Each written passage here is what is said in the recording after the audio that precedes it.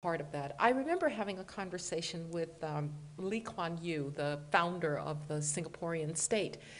And we were just sitting there, and he said to me, quite out of the blue, "Do you know why the United States will always lead economically?" he said. And this was somebody who, Lee Kuan Yew, had his reservations about the United States in many ways. But he said, "Do you know why you will always lead?" And I said, "No." He said, "Because if you are a really brilliant young software engineer, then you might go to Germany or you might go to Japan, but you will never be Japanese and you will never be German. But you can go to the United States and you might just be American. And that means that you can draw the best and the brightest and the most ambitious people who are willing to lay down everything and go and have completely different experience. Those people will always be attracted to you." Now, the interesting thing is that those people have come both from the end of the spectrum where somebody comes, crawls across the desert to make $5, not 50 cents, all the way to people like Sergey Brin, whose parents brought him here from Russia when he was 7 years old, and he founded Google. And that life's blood of the United States through immigration is the reason that the United States has neither the sclerotic demographics of Europe or Japan, nor the tragic demographics of Russia, a country, by the way, that in 25 years or so, if it continues with its low birth rates and its very early death rates, particularly among men, 140 million Russians could be 100 million Russians. So very tragic demographics. Immigration has been the way that the United States has dealt with it.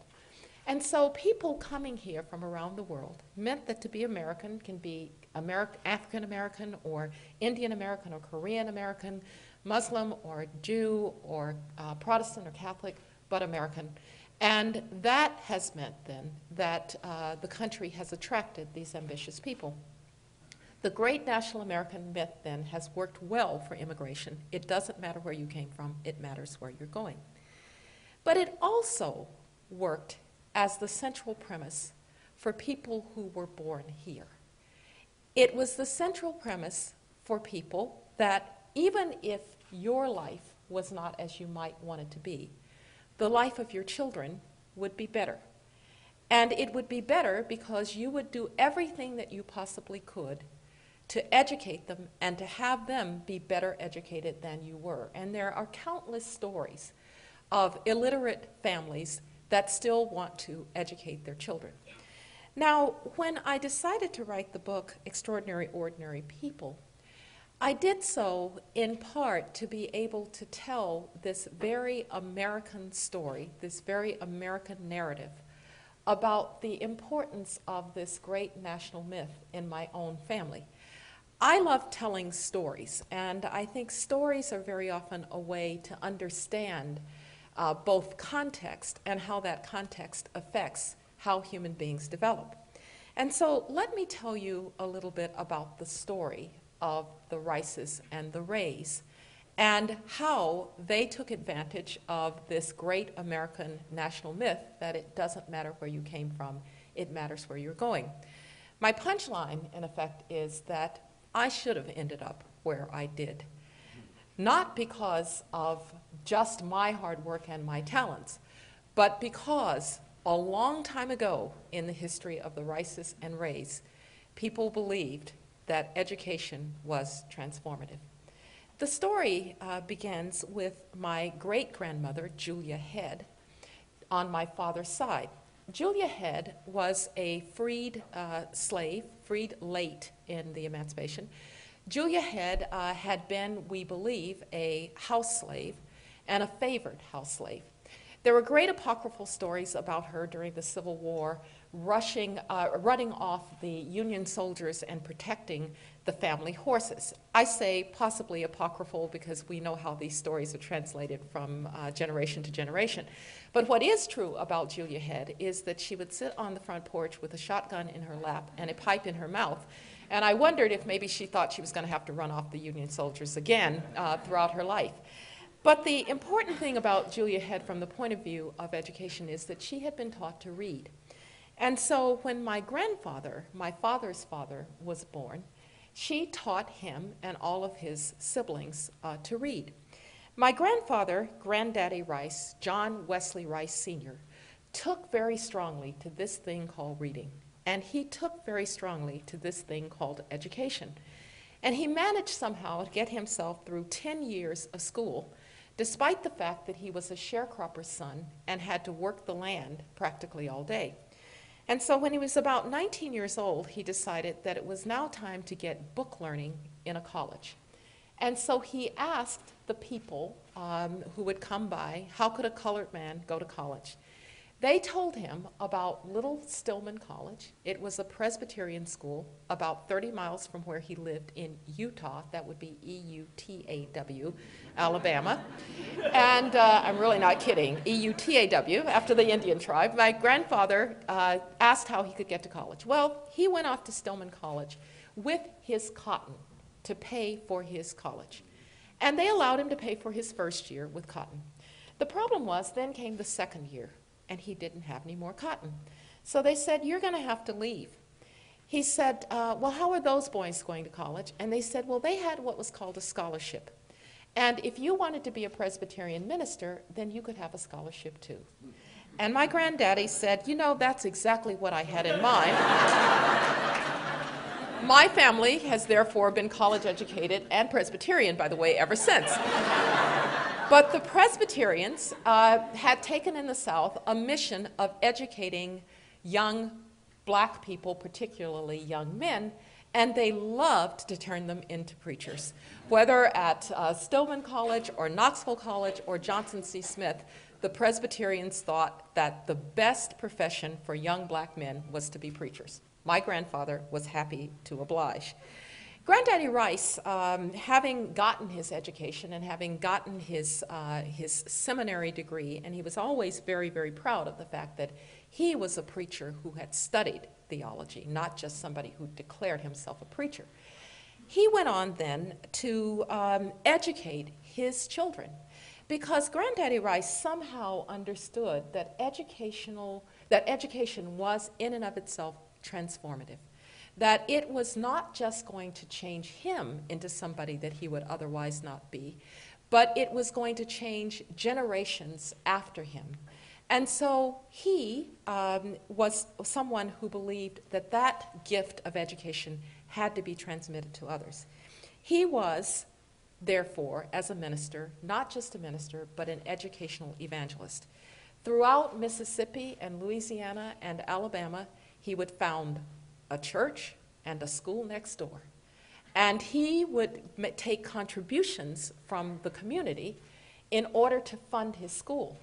Now, my grandfather was a very smart man, and he once told my father that his best ally was white guilt, because he would go to the white community and he'd get $5 here and $5 there and 50 cents in his own community, and he would build these magnificent schools. I had the great advantage and the great honor to see one of his schools in Scotlandville, Louisiana, which is still there. And Granddaddy Rice educated a lot of people in his schools. But he did more than just evangelize for education. He then really worked hard to make sure that it could be delivered. So he would go door to door, and he would make a deal with a historically black college like Stillman or Johnson C. Smith.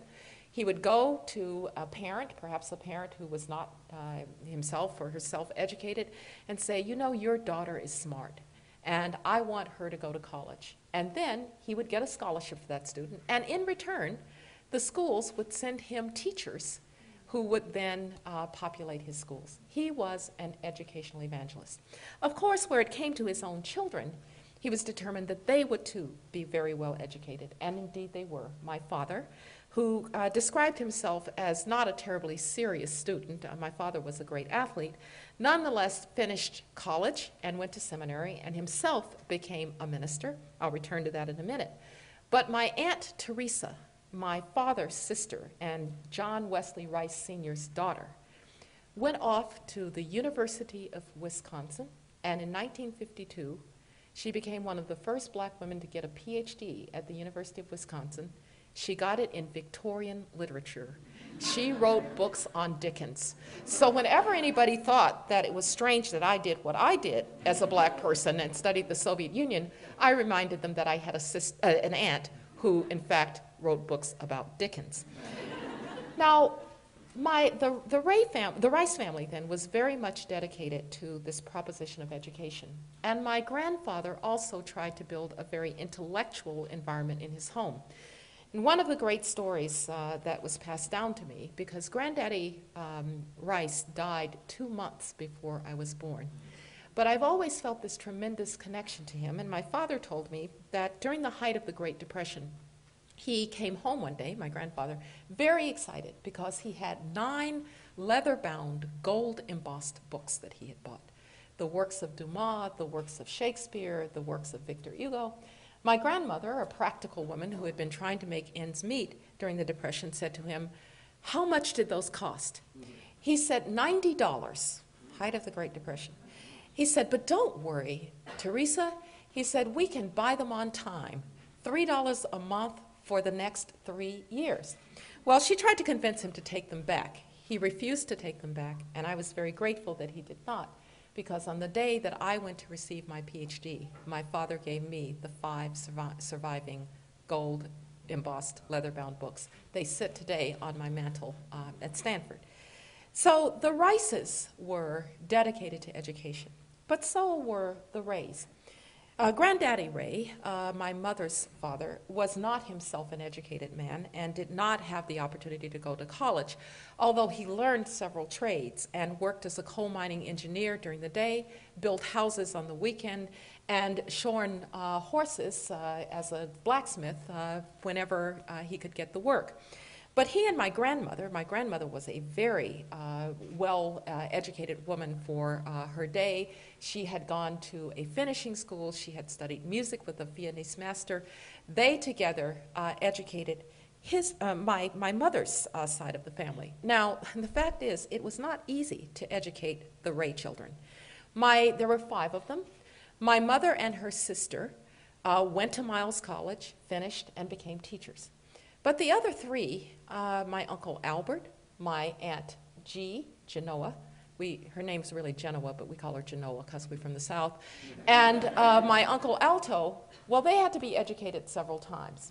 And again, the story is one that might be somewhat resonant for families. My Uncle Albert, the eldest child, went to Stillman along with his sisters, but then dropped out and went to Pennsylvania to find his fame and fortune, taking his young wife and his first child with him. When my grandfather learned that he was working in the steel mills in Pennsylvania, my grandfather got on a train, went to Pennsylvania, brought them back, deposited my uncle back in school at Stillman, got a scholarship for him, and my uncle finished college.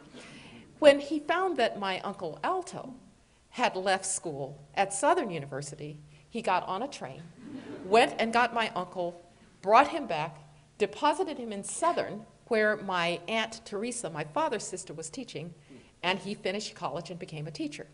And then there was my Aunt G, who went to Spelman College out of high school.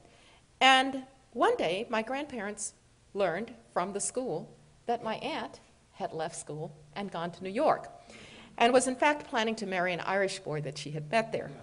My grandfather got on the train, went to New York, got my aunt, and brought her back, depositing her in Norfolk, Virginia, where my Aunt Teresa was now teaching at Norfolk State. G got her degree, got her master's degree, and became a special needs teacher and later principal.